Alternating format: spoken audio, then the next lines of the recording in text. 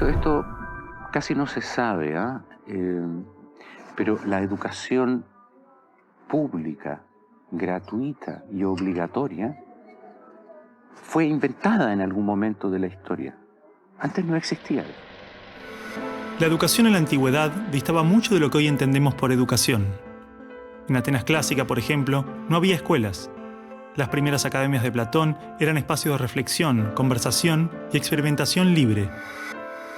La instrucción obligatoria era cosa de esclavos. Por otro lado, la educación en Esparta era más parecida a una instrucción militar. El Estado se deshacía de quienes no alcanzaban los niveles esperados. Había clases obligatorias, fuertes castigos y modelamiento de la conducta a través del dolor y el sufrimiento. Antiguamente la educación estaba en manos de la Iglesia Católica, por lo menos en el mundo cristiano occidental. Y fue recién en el siglo XVIII, en una época de la historia que se llama despotismo ilustrado, seguramente lo escucharon en el colegio, en donde se creó el concepto de educación pública, gratuita y obligatoria. La escuela como la conocemos nace a fines del siglo XVIII y principios del siglo XIX en Prusia. Con el fin de evitar las revoluciones que sucedían en Francia, los monarcas incluyeron algunos principios de la Ilustración para satisfacer al pueblo, pero manteniendo el régimen absolutista. La escuela prusiana se basaba en una fuerte división de clases y castas. Su estructura, heredera del modelo espartano, fomentaba la disciplina, la obediencia y el régimen autoritario. ¿Qué buscaban estos déspotas ilustrados? Un pueblo dócil, obediente, y que se pudiera preparar para las guerras que hubieron en esa época entre todas las naciones que estaban naciendo. Por ejemplo, Catalina la Grande de Rusia llamó a los enciclopedistas franceses a preparar esto mismo. Diderot, uno de los más famosos, estuvo allí para armar este paquete, ¿sí?, formador, no de ciudadanos, sino que de obedientes súbditos de estos estados. Las noticias del exitoso modelo educativo viajaron rápido, y en pocos años, educadores de América y Europa visitaban Prusia para capacitarse. Con el paso del tiempo, el modelo se expandió a nivel internacional.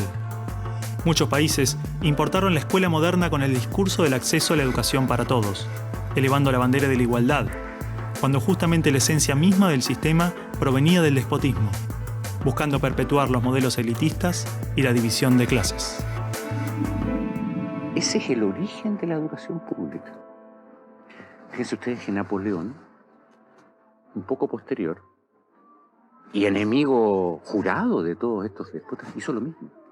Él lo decía con todas sus letras. Yo quiero formar un cuerpo docente para poder dirigir el parecer de los franceses. ¿Se entiende? Él lo tiene claro.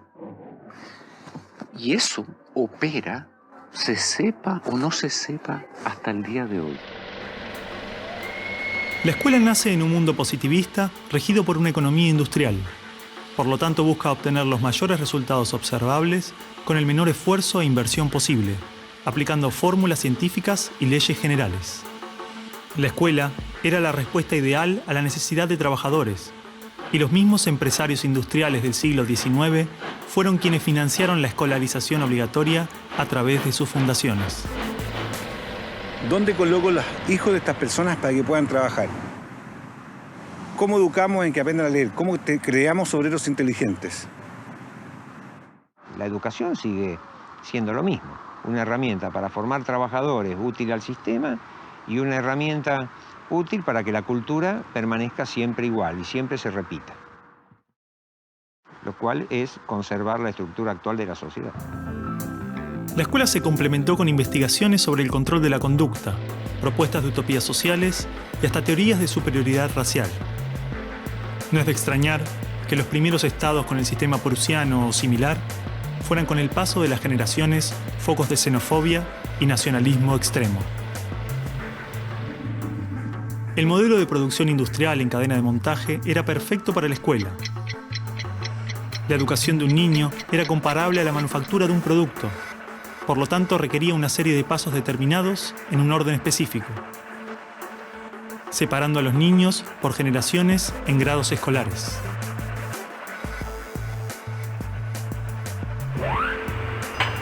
Y en cada una de estas etapas trabajaría sobre determinados elementos, contenidos que asegurarían el éxito, pensados minuciosamente por un experto. Digamos que el maestro es la figura que es la encargada de enseñar una serie de contenidos que tocan, porque alguien ha determinado así, en una edad determinada. Pero la educación no la preparan los biólogos. Y curiosamente muchas veces tampoco son educadores los que la preparan. Son administrativos. Son gente que no hace clases. En esta cadena, una persona estaría a cargo de una pequeña parte del proceso, insuficiente como para conocer el mecanismo en su totalidad, ni a las personas en profundidad.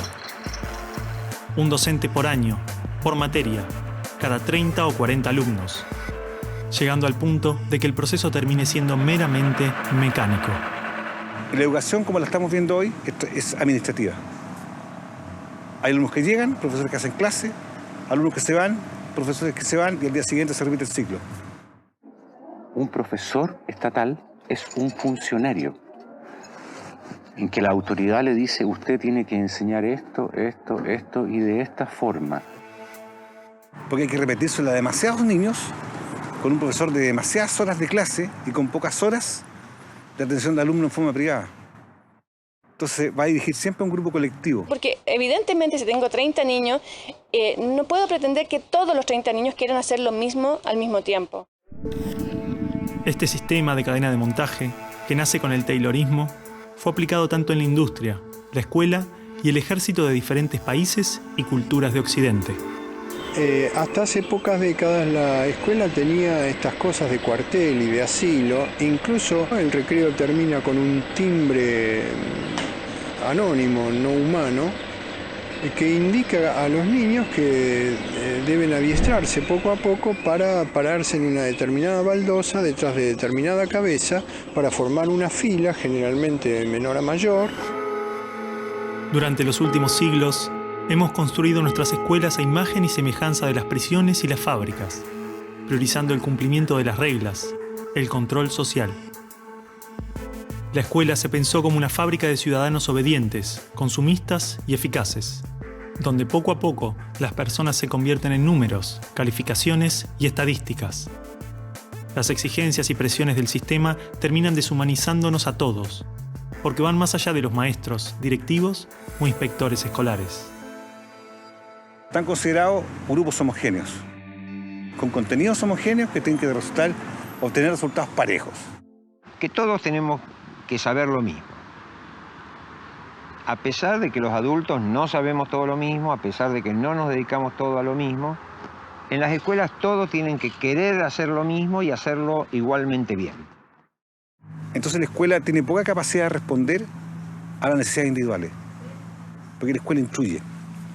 Es un centro de instrucción y es lo que hace. El que no aprende, se queda. Esa es la realidad.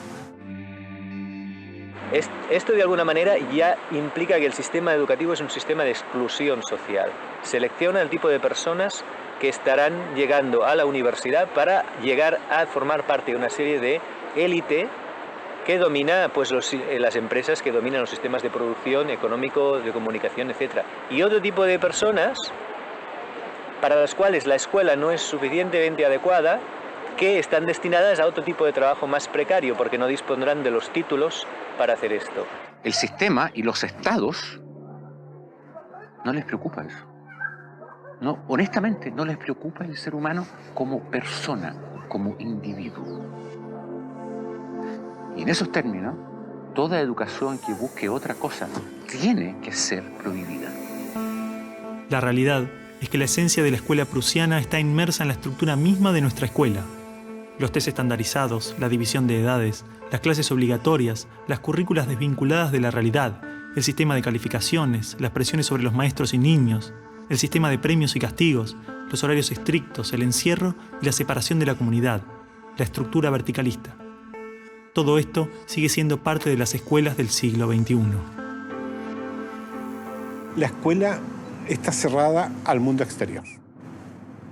te explicaba el título de mi libro, del mapa escolar al territorio educativo, para indicar esa fábula del cartógrafo que cuenta Borges, que empieza a ser un mapa de un territorio determinado y se entusiasma de hacerlo lo más perfecto posible. El mapa termina reemplazando al territorio.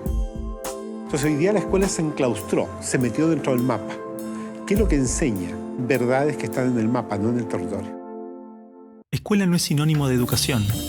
La escuela podrá ser un viejo mapa a la sabiduría, pero la educación es el territorio donde todo el aprendizaje sucede.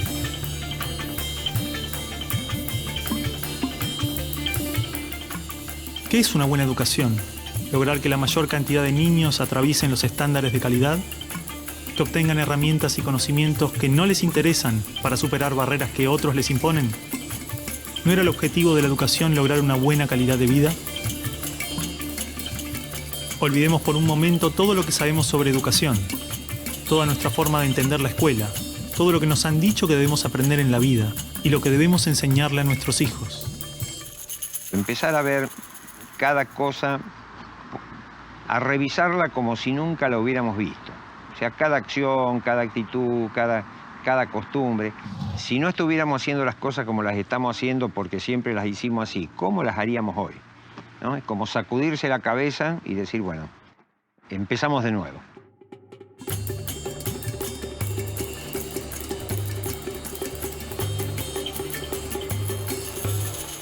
Empecemos de nuevo. Esta película es una invitación a encontrarnos con la educación más allá de los muros de la escuela que todos conocemos. Una invitación a pensar otras formas de aprendizaje, a conversar y debatir acerca de nuestras prácticas escolares y educativas. Seas docente. Seas alumno. Seas padre. Seas quien seas. Ayúdanos. La educación tiene que avanzar. Tiene que crecer. Tiene que cambiar. Encontrarnos con los otros, conocer y explorar sus experiencias, intercambiar ideas y llevarlas a nuestra realidad. Esa es nuestra propuesta y empieza hoy mismo.